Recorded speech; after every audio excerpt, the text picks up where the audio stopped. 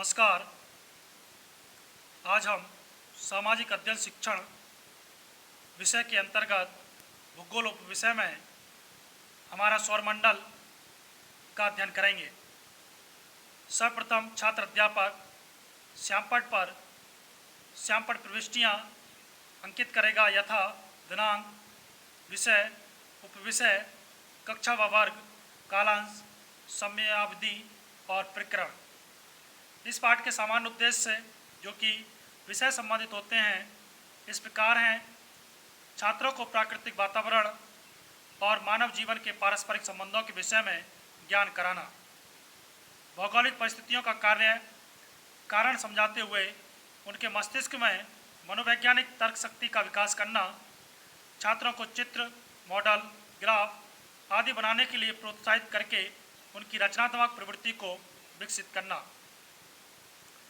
छात्रों की भूगोल के प्रति रुचि उत्पन्न करना और उन्हें वास्तविकता का ज्ञान कराना, देश के विभिन्न स्थलों का ज्ञान कराना।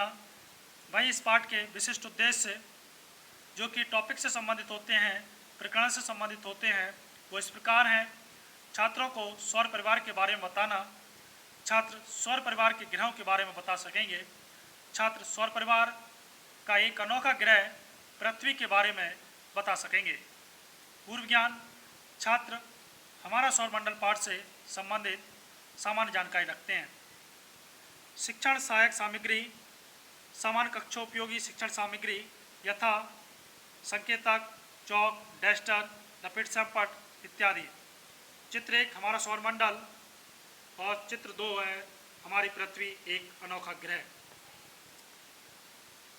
इसके उपरांत इसका अध्ययन करने के लिए शिक्षण बिंदु, प्राप्त उद्देश्य, छात्र अध्यापक क्रियाएं, छात्र क्रियाएं, विधि प्रविधि, मूल्यांकन या सहायक सामग्री और अंत में मूल्यांकन।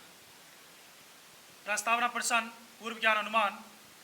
छात्र अध्यापक छात्रों से कुछ प्रश्न पूछेगा। पहला प्रश्न: दिन के समय हमें प्रकाश कहाँ से प्राप्त होता है? दिन के समय हमें प्रकाश सूर्य से प्राप्त होता है। यहाँ पर प्रश्नोत्तर विधि का प्रयोग किया गया। रात को आकाश में चमकते हुए क्या दिखाई देते हैं? छात्र उत्तर देंगे, रात को आकाश में चमकते हुए तारे दिखाई देते हैं। इन तारों ग्रहों को या तारा गणों को क्या कहते हैं? तो छात्र उत्तर देंगे, इन तारों गणों को हम ग्रह कहते हैं। अगला प्रश्न: सौरमंडल से आप क्या समझते हैं? यह समस्यात्मक प्रश्न है। वहीं उद्देश्य कथन, नवीन ज्ञान प्रस्तुतिकरण के अंतर्गत छात्रों आज हम सौरमंडल का विस्तार पूर्वक अध्ययन करेंगे। छात्र ध्यानपूर्वक सुनेंगे व स्मरण करेंगे। यहाँ पर कथन विधि का प्रयोग किया गया। पहला शिक्षण बिंदु सौरमंडल, प्राप्त उद्देश्य पूर्व ज्ञान अनुमान, विकासात्मक प्रश्न जो शिक्षण बिंदु को पूर्व ज्ञान से नवीन ज्ञान को जोड़ेंगे। पृथ्वी सौरमंडल का क्या है? उत्तर, पृथ्वी सौरमंडल का ग्रह है। यहाँ पर प्रश्नोत्तर विधि का प्रयोग किया गया। पृथ्वी किसकी परिक्रमा करती है? पृथ्वी सूर्य की परिक्रमा करती है। सौरमंडल में कितने ग्रह हैं? यह समस्यात्मक प्रश्न है।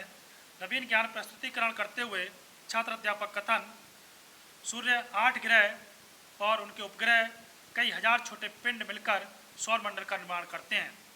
इसको छात्र ध्यानपूर्वक सुनेंगे व स्मरण करेंगे। व्याख्यान सह प्रदर्शन विधि का प्रयोग यहाँ पर किया गया। ये चित्र है जहाँ पर सूर्य, उसके बाद में जो सूर्य के चारों तरफ परिक्रमा करते हुए 8 ग्रह जिनको छात्र देखेंगे और छात्र अध्यापक कथन कंटिन्यू करेगा। 4 ग्रह बुध, शुक्र, पृथ्वी और मंगल को आंतरिक ग्रह कहा जाता है क्योंकि ये सूर्य के पास हैं। बृहस्पति, शनि, अरुण और वरुण बाहरी ग्रह हैं। सूर्य सौरमंडल का सबसे बड़ा सदस्य है। यह पृथ्वी पर जीवन के लिए प्रकाश और ऊष्मा का मुख्य स्रोत है। सूर्य की पृथ्वी से औसत दूरी 75 करोड़ किलोमीटर है। इसके उपरांत दूसरा शिक्षण बिंदु पूर्व ज्ञान अनुमान, विकासात्मक प्रश्न, ग्रहों में सबसे बड़ा ग्रह कौन सा है? ग्रहों में सबसे बड़ा ग्रह बृहस्पति है। यहाँ पर प्रश्नोत्तर विधि का प्रयोग किया गया। उससे पहले शिक्षण बिंदु में हमको मूल्यांकन भी करना है। उसमें मूल्यांकन प्रश्न है, आंतरिक ग्रहों के नाम बताओ। सबसे बड़ा ग्रह बृहस्पति के बाद में अगला प्रश्न, ग्रहों में सबसे छोटा ग्रह कौन सा है? छोटा ग्रह बुध है। ग्रह की कक्षा किसे कहते हैं? समस्यात्मक प्रश्न है। नवीन ज्ञान प्रस्तुतिकरण छात्र अध्यापक कथन।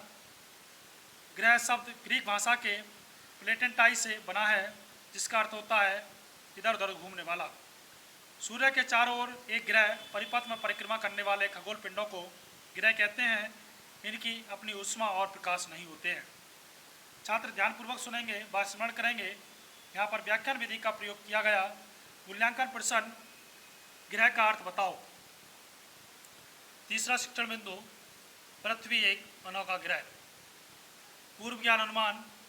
शिक्षण उद्देश्य, विकासात्मक प्रश्न, चंद्रमा किसकी परिक्रमा करता है? चंद्रमा पृथ्वी की परिक्रमा करता है। यह प्रश्नोत्तर विधि प्रयोग की गई। सूर्य पृथ्वी से कितनी दूर है? सूर्य पृथ्वी से लगभग 75 करोड़ किलोमीटर दूर है। पृथ्वी को अनोखा ग्रह क्यों कहा जाता है? यह समस्यात्मक प्रश्न है। इसके उपरांत नवीन ज्ञान प्रस्तुतिकरण छात्र अध्यापक कथन, जिसको छात्र ध्यानपूर्वक सुनेंगे, बात स्मरण करेंगे। यहाँ पर व्याख्यान सह प्रदर्शन विधि का प्रयोग किया गया। हमारी पृथ्वी एक अनोखा ग्रह है। ये अनोखा ग्रह पृथ्वी का चित्र दिखाते हुए, इसके उपरांत यह सूर्य की परिक्रमा करती है। आकाश में यह बृहस्पति, शनि, अरुण और वरुण के बाद पांचवा सबसे बड़ा ग्रह है। पृथ्वी आकार में गोलाकार है, किंतु ध्रुवों पर कुछ चपटी है और वैज्ञानिक इसे भूभाग कहते हैं, जिसका अर्थ है पृथ्वी के समान आकार। यह नीली रंग की दिखाई पड़ती है। इसका कारण 2/3 पर जल का होना है। यहाँ हर प्रकार का जीवन संभव है। वहीं अब मूल्यांकन प्रश्न, पांचवा सबसे बड़ा ग्रह कौन सा है? इसके बाद संक्षिप्तीकरण, नवीन ज्ञान संश्लेषण। छात्रों, आज हमने हमारा सौरमंडल, ग्रह, पृथ्वी एक अनोखा ग्रह का विस्तार पूर्वक अध्ययन किया। छात्र ध्यानपूर्वक सुनेंगे, व स्मरण करेंगे। यहाँ पर कथन विधि का प्रयोग किया गया। श्यामपट्ट कार्य व निरीक्षण कार्य, नवीन ज्ञान स्थायीकरण व मूल्यांकन व लेखन कौशल। छात्र अध्यापक छात्रों को श्यामपट्ट कार्य अपनी अभ्यास पुस्तिका में उतारने का आदेश देगा और स्वयं कक्षा का घूम घूम कर निरीक्षण करेगा। छात्र श्यामपट्ट कार्य अपनी अभ्यास पुस्तिका में उतारेंगे। यहाँ पर लेखन विधि का प्रयोग किया गया। ये श्यामपट्ट कार्य है, जिसको छात्र अपनी अभ्यास पुस्तिका में उतारेंगे। उसके बाद अगला सोपान, गृह कार्य, अभ्यास। शिक्षण उद्देश्य, पृथ्वी को अनोखा ग्रह क्यों कहते हैं? छात्र गृह कार्य अपनी अभ्यास पुस्तिका में उतारेंगे। यहाँ पर लेखन विधि का प्रयोग किया गया। धन्यवाद।